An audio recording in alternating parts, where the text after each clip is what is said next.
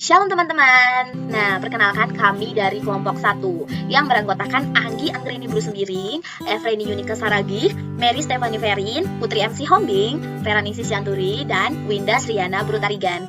Nah, teman-teman, di sini kami ingin membahas mengenai alat ucap. Apa aja ya alat ucap itu? Nah, teman-teman, di sini ada pertanyaan loh.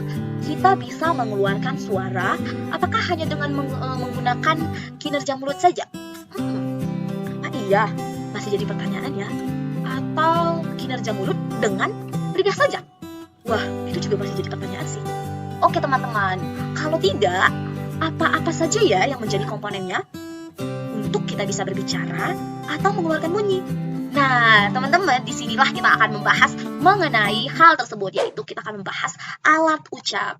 Nah, jadi teman-teman, kita akan membahas pengertian dari alat ucap, nama-nama alat ucap tersebut, serta cara kerja dari alat ucap, dan WKA dan kesimpulan. Nah, teman-teman, kalian bisa lihat di slide kan bahwa alat-alat ucap itu ternyata sangat banyak. Wow, banyak sekali teman-teman. Nah, jadi ini udah ada keterangannya. Seperti contohnya adalah yang nomor 1, yaitu adalah bibir atas, dan ada bibir bawah, bibir atas, ada gigi atas, ada gigi bawah, ada gusi, langit-langit keras, langit-langit lunak, anak teka, ujung lidah, daun lidah, depan lidah, tengah lidah, belakang lidah, akar lidah, faring, rongga mulut, rongga hidung, dan seterusnya teman-teman. Oke, selanjutnya kita akan masuk ke dalam materi kita teman-teman, yaitu apa itu alat ucap. Nah, ini akan dilanjutkan oleh teman kita. Pada pembahasan yang pertama, kita akan membahas tentang apa itu alat ucap. Alat ucap merupakan bagian dari tubuh manusia yang berguna sebagai penghasil bunyi atau suara mengenai apa yang hendak disampaikan. Dalam KBBI juga diartikan bahwa alat ucap itu sebagai organ tubuh manusia yang berfungsi dalam pengujaran bahasa. Nah, komponen yang termasuk dalam alat ucap yaitu seperti paru-paru, laring, faring, rongga hidung, rongga mulut, bibir, gigi, lidah, alveolum, palatum, dan velum. Untuk pembahasan yang kedua, kita akan membahas mengenai nama-nama alat ucap. Menurut Haier 2019, alat-alat ucap yang turut serta dalam penghasilan bunyi bahasa yaitu sebagai berikut. Yang pertama lung, kedua batang tenggorok atau trakea, ketiga tenggorok atau laring, keempat pita suara, kelima krikoid, keenam lekung atau tiroid, ketujuh aritenoid, kedelapan dinding rongga kerongkongan, kesembilan epiglotis, kesepuluh akar lidah, kesebelas pangkal lidah, kedua belas tengah lidah, 13 daun lidah, keempat belas ujung lidah, ke-15 anak tekak, 16 langit-langit lunak, 17 langit-langit keras, 18 gusi atau ceruk gigi, 19 gigi atas, 20 gigi bawah, 21 gigi bibir atas, 22 bibir bawah, 23 mulut, 24 rongga mulut, dan 25 rongga hidung. Nah, komponen dari alat ucap ini beberapa atau sebagian tidak hanya berfungsi atau menjadi bagian dari alat ucap, tetapi berfungsi juga sebagai alat pernapasan yang dimana contohnya seperti paru-paru. Dalam proses pengecapan seperti lidah, dari sebagai proses pengunyahan makanan yaitu seperti mulut. Nah, di sini kita boleh melihat gambar dari alat ucap, komponen alat ucap seperti rongga mulut, rongga hidung, langit keras, gigi bawah, tengah lidah, pita suara, epiglotis, belakang lidah, rongga tekak, akar lidah. Dan untuk rongga tekak dan juga yang lainnya yang tidak saya sebutkan tadi itu adalah bagian dari, contohnya rongga tekak itu bagian dari anak tekak. Nah, untuk menyebutkan nama-nama dari alat ucap ini kita harus mengetahui dulu nama latinnya, karena kita harus berangkat atau menyebutkan alat-alat ucap ini dengan nama latin dulu. Contohnya seperti daun lidah. Nah, daun lidah di sini nama latinnya itu laminum. Jadi kita harus mengenal bahwa daun lidah itu adalah laminum. Contoh yang lainnya, langit keras, nama latinnya itu palatum. Mungkin untuk gigi atas dan gigi bawah sama ya, itu nama latinnya dentum. Begitu juga dengan bibir, bibir atas dan bibir bawah, nama latinnya itu labium. Demikian untuk nama-nama alat ucap. Kita akan masuk ke bagian yang ketiga, yaitu cara kerja alat-alat ucap. Kita akan masuk ke bagian cara kerja alat ucap yang pertama, yaitu paru-paru atau lung. Nah, kita tahu bahwa paru-paru itu merupakan sumber arus udara yang dimana syarat mutlak untuk menimbulkan suatu bunyi bahasa itu yaitu harus memiliki arus atau jalur udara. Dan arus udara itu bersumber dari paru-paru. Nah, selain itu, bunyi bahasa juga dapat dihasilkan melalui arus udara yang datang dari luar mulut.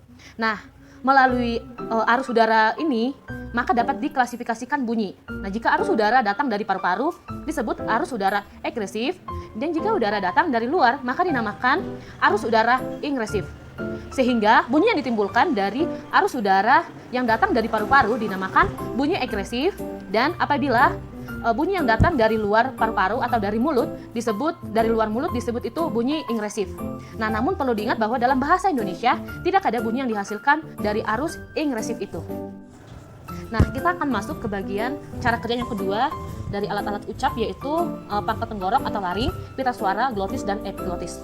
Nah, jadi pangkat tenggorok itu adalah rongga yang terletak pada ujung saluran pernapasan yang memiliki sepasang pita suara. Nah, arus udara yang dihembuskan keluar akan memengaruhi terbukanya pita suara, baik terbuka secara lebar, agak lebar, terbuka sedikit, maupun tertutup. Nah, dalam pita suara memiliki celah yang disebut glotis, yang merupakan tempat awal terjadinya bunyi bahasa dalam produksi bunyi. Nah, jika glotis terbuka lebar, maka tidak ada bunyi yang dihasilkan kecuali hanya desahan nafas. Nah, jika glotis terbuka agak lebar, maka menimbulkan bunyi tak bersuara. Lalu, apabila glotis terbuka sedikit, maka terjadi bunyi bersuara. Nah, dan jika apabila glotis tertutup rapat, maka akan menimbulkan bunyi hamzah atau bunyi glotal. Nah, untuk lebih mempelajari gimana sih gambar-gambar dari cara alat kerja ini, kalian bisa memperhatikan gambar ini dengan baik ya, teman-teman. Kita akan masuk ke bagian cara kerja alat ucap yang ketiga, yaitu rongga kerongkongan atau biasa disebut faring. Nah, jadi faring itu merupakan rongga yang terletak di antara pangkal tenggorok dengan rongga mulut dan juga rongga hidung. Nah, jadi di sini tuh faring berfungsi sebagai tabung udara yang apabila pita suara bergetar, maka faring ini ikut juga bergetar gitu. Nah, jadi bunyi bahasa yang ditimbulkan atau dihasilkan dari faring ini disebut bunyi bahasa faringal. Nah, untuk lebih lanjutnya kalian bisa melihat gambar yang sudah kami cantumkan dalam PPT ini. Kalian bisa mempelajarinya lebih lagi. Selanjutnya, langit-langit lunak atau velum, anak tekak atau uvula, dan pangkal lidah atau dorsum. Velum merupakan langit-langit lunak dan bagian dari ujungnya dinamakan uvula yang dapat turun naik untuk mengatur arus udara yang keluar dan masuk melalui rongga hidung atau rongga mulut. Uvula akan merapat ke dinding faring jika arus udara keluar melalui rongga mulut dan akan menjauh dari dinding faring jika arus udara keluar melalui rongga hidung. Bunyi yang ditimbulkan jika udara keluar melalui rongga mulut disebut bunyi oral. Bunyi yang ditimbulkan jika udara keluar melalui rongga hidung disebut bunyi nasal. Sedangkan bunyi yang ditimbulkan dengan velum sebagai artikulator pasif dan dorsum sebagai artikulator aktif dinamakan bunyi dorsovelan, yang merupakan gabungan kata dorsum dan velum. Sedangkan bunyi yang dihasilkan oleh uvula disebut bunyi uvular. Selanjutnya, langit-langit keras atau palatum, ujung lidah atau apex, dan daun lidah atau laminum. Dalam pembentukan bunyi bahasa, palatum berperan sebagai artikulator pasif, artinya artikulator yang diam dan tidak bergerak. Sedangkan yang berperan sebagai artikulator aktif yaitu apex dan laminum. Bunyi bahasa yang akan ditimbulkan oleh palatum dan apex dinamakan bunyi apikopalatal. Sedangkan bunyi yang ditimbulkan oleh palatum dan laminum dinamakan bunyi laminopalatal. Selanjutnya, ceruk gigi atau alveolum, apex dan daun lidah atau laminum.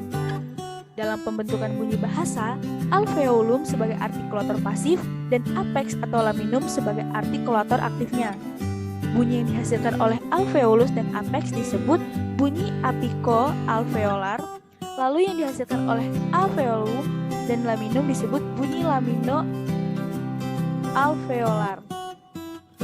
Yang selanjutnya, gigi atau dentum, ujung lidah apex dan bibir atau labium. Dalam produksi bunyi bahasa, gigi atas dapat berperan sebagai artikulator pasif. Yang menjadi artikulator aktifnya adalah apex atau bibir bawah. Bunyi yang dihasilkan oleh gigi atas dan apex disebut bunyi apikodental. Dan yang dihasilkan oleh gigi atas dan bibir bawah disebut bunyi labiodental. Dalam hal ini, ada juga bunyi interdental di mana apex sebagai artikulator aktif berada di antara gigi atas dan gigi bawah yang menjadi artikulator pasifnya. Alat ucap yang selanjutnya yaitu bibir bawah dan bibir atas. Dalam pembentukan bunyi bahasa, bibir atas bisa menjadi artikulator pasif dan bibir bawah menjadi artikulator aktif. Bunyi yang dihasilkan disebut bunyi bilabial seperti bunyi B dan bunyi P. Nah, jadi bilabial itu diartikulasikan menggunakan kedua belah bibir seperti huruf B dan huruf E. Bibir bawah bisa juga menjadi artikulator aktif dengan gigi atas sebagai artikulator pasifnya, lalu bunyi yang dihasilkan disebut bunyi labiodental dari kata labium dan dentum. Selanjutnya yaitu lidah. Lidah terbagi atas 4 bagian, yaitu ujung lidah atau apex, daun lidah atau laminum, punggung atau pangkal lidah atau dorsum, dan akar lidah atau root. Lidah dengan bagian-bagiannya dalam pembentukan bunyi bahasa selalu menjadi artikulator aktif, yakni artikulator yang bergerak. Sedangkan artikulator pasifnya adalah alat-alat ucap yang terdapat pada rahang atas. Posisi lidah ke depan, ke tengah, ke belakang, ke atas, atau ke bawah menentukan jenis vokal yang dihasilkan. Yang selanjutnya yaitu mulut dan rongga mulut. Rongga mulut dengan kedua belah bibir atas dan bawah berperan dalam pembentukan bunyi vokal. Jika bentuk mulut membundar, maka akan dihasilkan bunyi vokal bundar atau bulat. Namun, jika bentuk mulut tidak bundar atau melebar, akan dihasilkan bunyi vokal yang tidak bundar. Secara umum, semua bunyi yang dihasilkan di rongga mulut disebut bunyi oral, sebagai lawan dari bunyi nasal yang dihasilkan melalui rongga hidung. Alat ucap yang terakhir yaitu rongga hidung. Bunyi bahasa yang dihasilkan melalui rongga hidung biasanya disebut bunyi nasal. Bunyi nasal ini dihasilkan dengan cara menutup rapat-rapat arus udara di rongga mulut dan menyalurkannya keluar melalui rongga hidung. Nah, yang ada dalam bahasa Indonesia adalah bunyi nasal bilabial, atau contohnya adalah P, seperti yang telah kita ketahui tadi. Bilabial yaitu diartikulasikan dengan bibir atas dan bibir bawah. Selanjutnya yaitu bunyi nasal apikeoalveolar, atau contohnya adalah N. Bunyi apikeoalveolar ini adalah bunyi yang dihasilkan oleh ujung lidah dan pangkal gigi. Contohnya adalah N. Selanjutnya yaitu bunyi nasal laminopatal, yang contohnya adalah J dan C. Bunyi nasal laminopatal ini yaitu bunyi yang dihasilkan oleh lamina dan langit-langit keras. Dan yang terakhir yaitu bunyi nasal dorsovelar, atau bunyi yang dihasilkan oleh punggung lidah atau dorsum dan langit-langit lunak atau velum. Contohnya yaitu K dan G. Kita masuk pada bagian yang keempat, yaitu mengenai wawasan Kristen Alkitabiah dan kesimpulan. Alat ucap adalah bagian dari tubuh kita, dan melalui alat ucap ini kita dapat merasakan berkat Tuhan, dan kita juga bisa menjadi berkat bagi orang lain melalui perkataan-perkataan yang keluar dari mulut kita, yaitu hasil dari organ-organ dari dalam tubuh kita yang diciptakan secara baik dan sempurna oleh Tuhan. Sebagaimana tertulis dalam 1 Petrus 3 ayat 10-11. Siapa yang mau mencintai hidup dan mau melihat hari-hari baik, ia harus menjaga lidahnya terhadap yang jahat dan bibirnya terhadap ucapan-ucapan yang menipu. Ia harus menjauhi yang jahat dan melakukan yang baik. Ia harus mencari perdamaian dan berusaha mendapatkannya.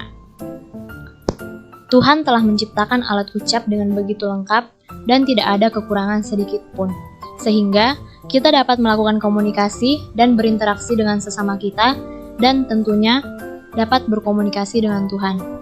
Kita bisa memuji dan memuliakan Tuhan melalui alat ucap yang kita miliki. Karena itu, kita harus bersyukur kepada Tuhan, dan sebagai bentuk rasa syukur kita harus menjadi berkat melalui ucapan yang kita lontarkan kepada sesama kita. Bukan malah mengeluarkan kata-kata yang tidak enak didengar dan melukai hati sesama kita, terutama hati Tuhan. Berikut referensi yang kami gunakan untuk pembuatan materi ini.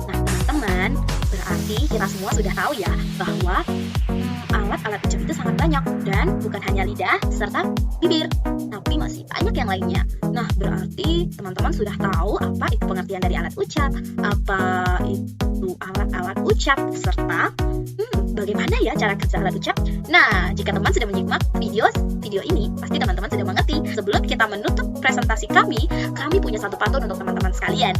Nah, tentunya hari Senin, hari Selasa. Senin dulu, baru Selasa. Alat ucap adalah bagian dari bahasa. Baiklah berbahasa untuk memajukan bangsa. Nah, bagus sekali ya teman-teman.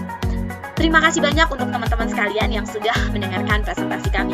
Jika ada salah kata dan tutur kata, kami minta maaf sekali lagi. Sampai bertemu lagi teman-teman.